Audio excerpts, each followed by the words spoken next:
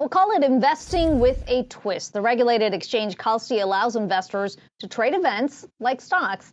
Joining us now with more insights on this investor play is Kalshi CEO Tarek Mansour. Tarek, it's great to have you on today. We've heard so much about the growth in the betting markets, but this is an unusual proposition. Walk me through how exactly Kalshi works. Thanks for having me, Akiko. So Kalshi is a financial exchange, think like the New York Stock Exchange or CME, but developing a new asset class, like you mentioned, an asset class that is called event contracts that allows people to trade directly on things that have economic relevance in their day-to-day. This could be COVID, this could be climate or weather, it could be political events, it could be economics and financial indicators. The structure is simple. People can buy yes and no shares, the same way that they can buy shares of Apple or crude oil on whether Brexit is going to happen or whether another new COVID wave is going to come or where inflation is going to be next month. And so what are you seeing in terms of inflows? I mean, if it is about yes and no, sure, we've seen betting in sporting events, maybe the presidential election or politics, but we're talking about financial events included in this as well, right? Absolutely. We have all sorts of types of events across a variety of categories. I think there's a lot of interest across the board. Some of the interesting things that we've had inflation and Fed markets have been doing phenomenally. And the interesting things in these markets is like when people are trading on these markets, it is giving us a very accurate estimate of what the future holds. And so our markets have actually been forecasting inflation more accurately than the Bloomberg Economist survey in the last 12 months and allowing sort of market participants to get informed by that. Obviously the next big upcoming set of markets are the midterm elections that we have a filing with the regulator for right now. But these are some of the main categories. Okay, I'm going to get to the midterms in just a bit, but specifically on the Fed, what is the yes or no question investors are trading on, and what does that tell you about where sentiment is?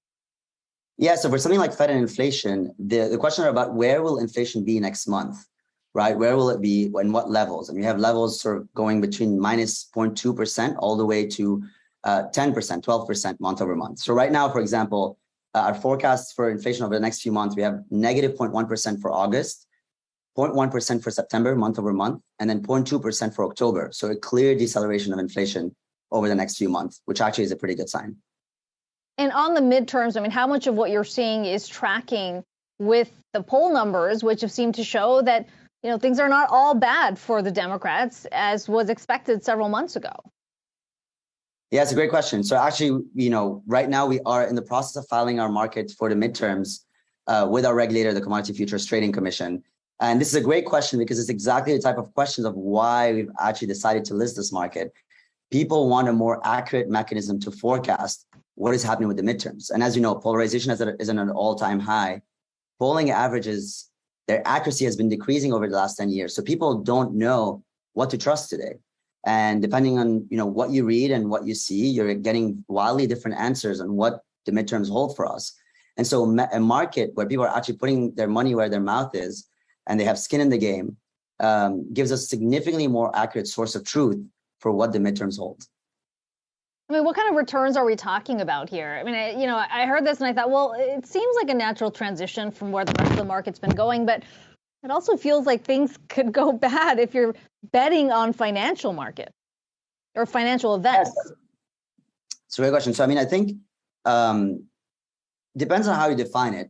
This is not betting in any way, shape, or form differently than, for example, an example I always like to talk about is in the 1900s, and very few people knew this, grain futures used to be called gambling. There was a question of, is this gambling?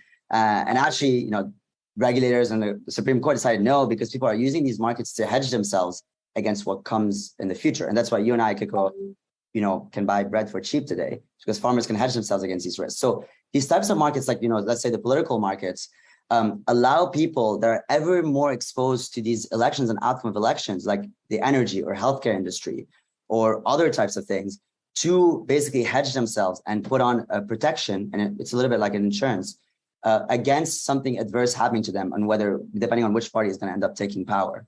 And so this is what's happening here. Now, obviously, some people are speculating, and then they can make returns on these markets, but this is very important. It's very important to have speculators to build the liquidity necessary for hedgers, people that are looking to reduce their risk with respect to events, to do what they need to do. Certainly fascinating to see the growth on that front. Tarek Mansour, Kalshi CEO, it's good to have you on today. Appreciate the time.